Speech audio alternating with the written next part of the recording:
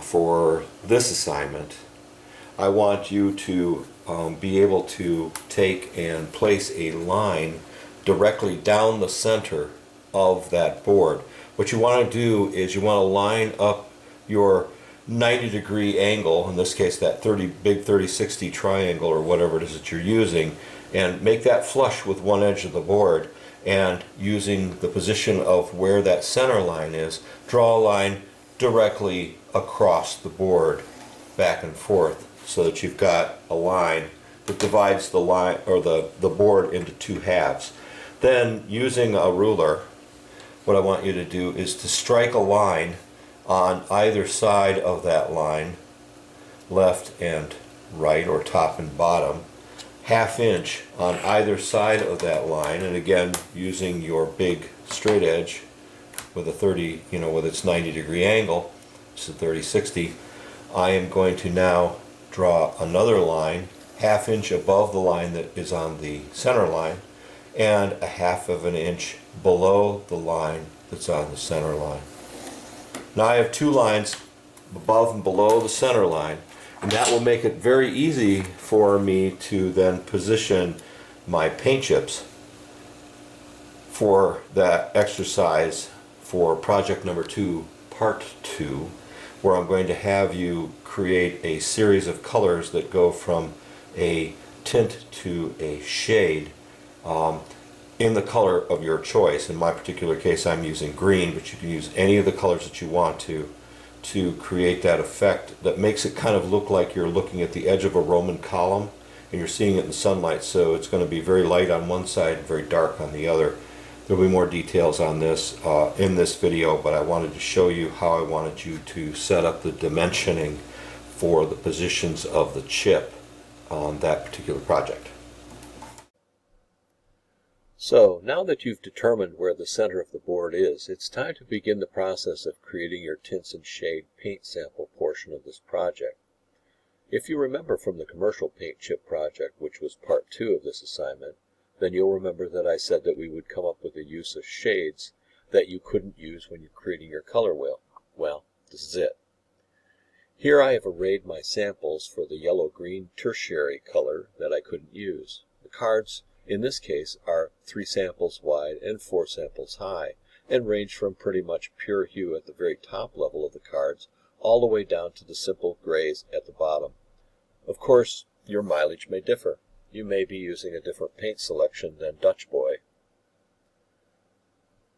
The first thing that you're going to want to do is to take the cards and cut them all up into individual colors.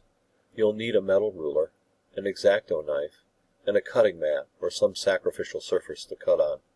Don't cut on your dining room table. You'll also need envelopes to keep the cut up paint chips in once you've chopped them all up. Here I'm about 1/4 of the way done, having just chopped up all of the sample cards from the top row of samples. This takes a while. When you get the samples all cut, stick them into an envelope and have them numbered so that you'll keep them from becoming confused from row to row. When you're all done, it'll be time to begin to reassemble your tint to shade project. Again, this should look like the cross-section through a Roman column, with bright light on one side and dim light on the other. So, where do you select the colors from to do this?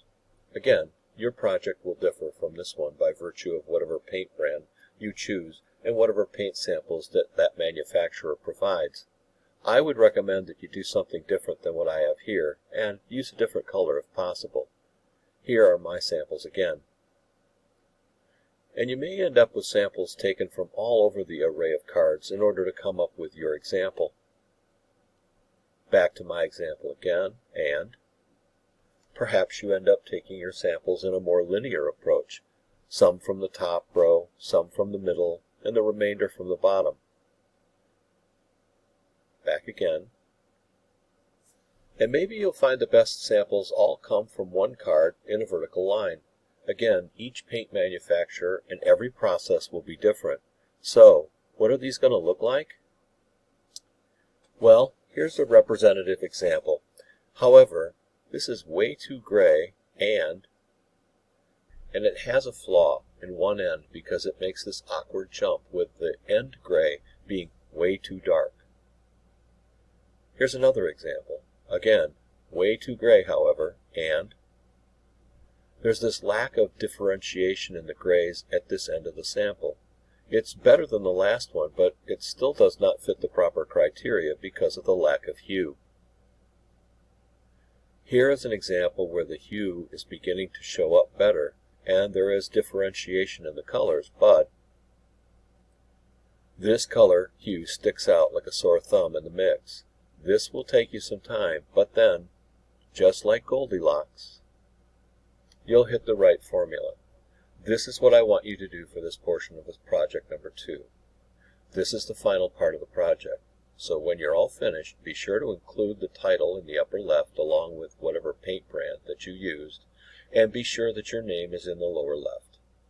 When completed, scan this and/or get as good a shot as you can with your digital camera or smartphone and submit that to Canvas. As always, remember to save this in your notebook. All for now. See you in the next video.